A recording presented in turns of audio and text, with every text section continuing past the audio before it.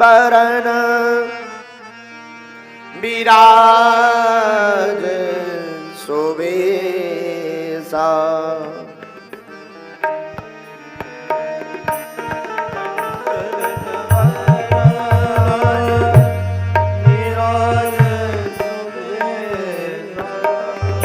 कानन कुंडल कुंजित केसा। कानन कुंडल कुंजित केसा। कंचन बरन विराज सुबेसा।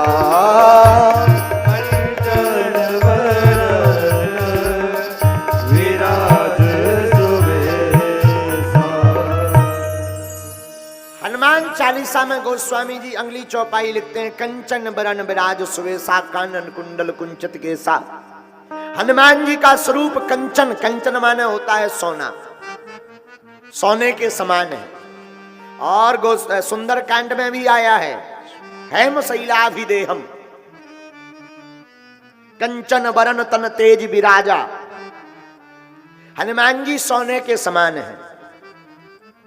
लेकिन हनुमान जी को ही लंका क्यों भेजा गया, इसके पीछे भी बड़ा रहस्य है।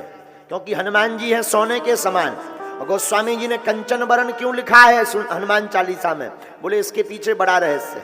बोले क्या, जानकी जी जब पंचवटी में रहती थी तब मारीच सोने का मृग बनकर आया था। राम जी से बोली हमें ये मृग चाहिए। राम जी बोले जब तुमने पहली बार, जानकी जी तुमने मांगा है हम लाकर देंगे, पहली बार जिंदगी में मांगा कुछ। राम जी गए लेकिन वो मृग नकली निकला, मारीच बना था। असली रूप में आया तो जब राम जी वापस आए तो मन ही मन चर्चा करते, देवी हम तुम्हें देना तो चाहते थे, तुमने जिंदगी में पहली बार मांगा, लेकिन जो मृग का सोने की मृग को तुम पालना चाहती थी, जो सोने का था वो नकली था। पर चिंता मत करो, तुमने मांगा है तो हम देंगे जरूर। इसलिए हम हनुमान जी को भेज रहे हैं, क्योंकि उनका तन भी सोने के समान कंचन वरण है। वो तो नकली था, ये असली है, इनको जरूर चरणों में रखना। इसलिए गोस्वामी जी लिखते, कंचन बरन विराज सुबेसा।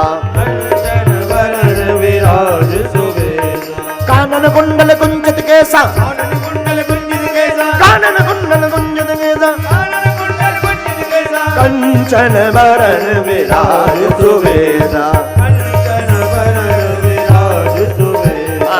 कंचन बरन विराज सुबेसा। कंचन बरन विराज। अच्छा, लेकिन वो तो मृग मांगा था उन्होंने, ये तो बंदर है। अब महाराज जी देखना कितना अच्छा तर्क उठ रहा। जानकी जी ने तो मृग मांगा था, लेकिन ये तो बंदर है। लेकिन ये बंदर भी बड़ा सुंदर है, ये बंदर जरूर है बड़ा सुंदर। क्यों, जो भैया बंदर भी राम कथा सुनकर सुंदर हो जाता है। लेकिन मांगा मृग था, भेजा बंदर, ये तो तर्क है। यहां पर बंदर को भी मृग कहा गया, ये वो वाला बंदर नहीं, मृग वाला बंदर राम जी ने भेजा। आप रामायण पढ़िएगा तो उसमें ये भी उत्तर दिया है, शाखा मृग ते बड़े शाखा मृग। हनुमान जी भी मृग हैं, मृग माने भी बंदर होता है।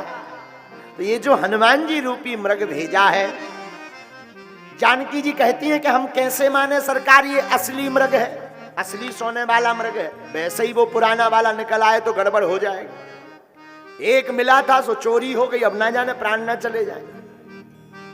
हम कैसे माने ये असली है।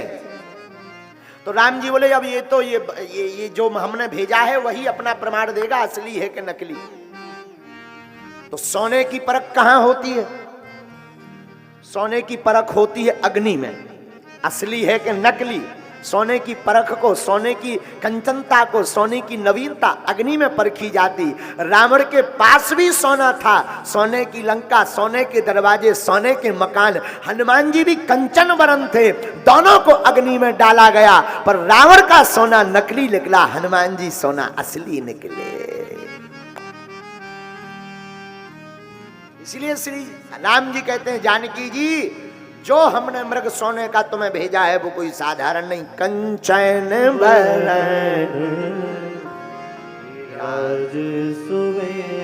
और एक बात और यहाँ पर हमें एक और समझ में आ रहा है, यहाँ विद्वान लोग बैठे हैं, तुम्हारे काम आएगी ये बात।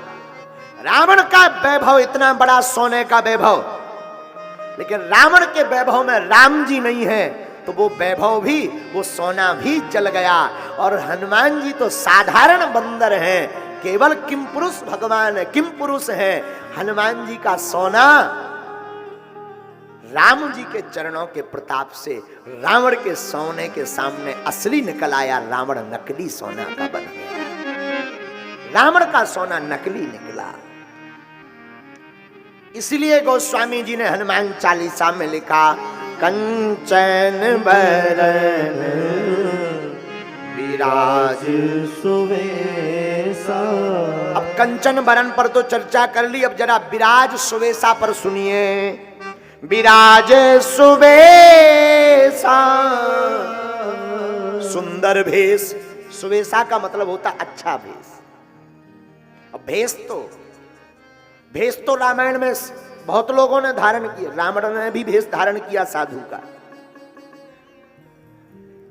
क्या टिक पाया?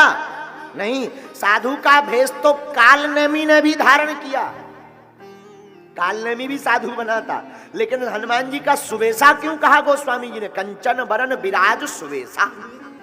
अगर भेष की बात है तो भेष तो कालनेमी का भी बढ़िया था। बात बहुत अच्छी है। देखो नाम से कुछ नहीं, श्री राम जय राम, जय जय राम। नाम में क्या रखा?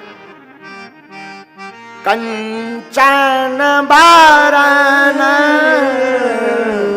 विराज सुवेशा, कंचन बरन विराज सुवेशा, विराज सुवेशा, विराज सुवेशा। सुंदर भेष।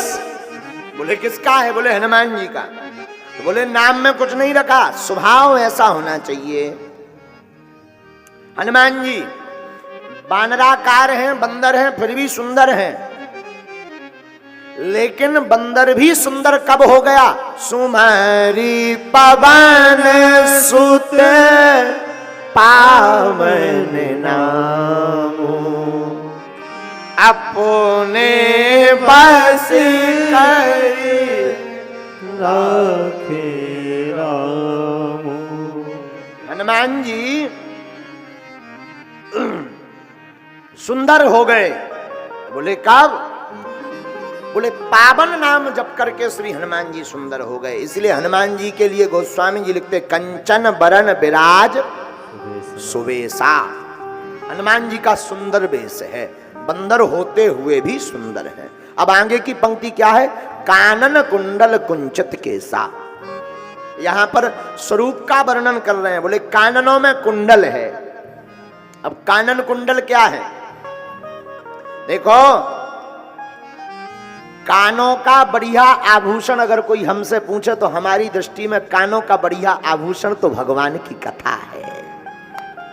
और हनुमान जी के कानों में कुंडल इसलिए शोभा दे रहे क्योंकि हनुमान जी को रामचरित्र सुनवे को रसिया, इन कानों से सिर्फ भगवान की कथा सुनते हैं, इसलिए कानन कुंडल कुंचित केसा। बात भी सही है, जिन हरि कथा सुने नहीं काना, श्रवण रंद अहि भवन समान है। तो कानन कुंडल क्यों लिखा गोस्वामी जी ने हनुमान चालीसा में? बोले कानन कुंडल, कानों का कुंडल भगवान की कथा है। और कुंचित केसा, ये कुंचित केसा का क्या वर्णन है? कानन कुंडल कुंचित केसा। कुंचित केस का अर्थ होता है घुंघराले बाल, मुड़े हुए बाल। और इसका अर्थ मानो क्या है? मानो गोस्वामी जी कहना चाहते हो कि हनुमान जी के बाल मुड़े हुए हैं, और मुड़े हुए इसलिए हैं क्योंकि वो जगत से राम जी की तरफ मुड़ गए हैं, और मुड़कर फिर जब घुंघराले बालों को कितना भी काटो वो हमेशा मुड़े रहते हैं। उसी प्रकार हनुमान जी को कोई कितना भी कुछ कहे वो हमेशा राम जी से जुड़े रहते हैं। इसलिए कानन कुंडल कुंचित केसा। ये गोस्वामी जी की हनुमान चालीसा की चौपाई सिद्ध हो गई।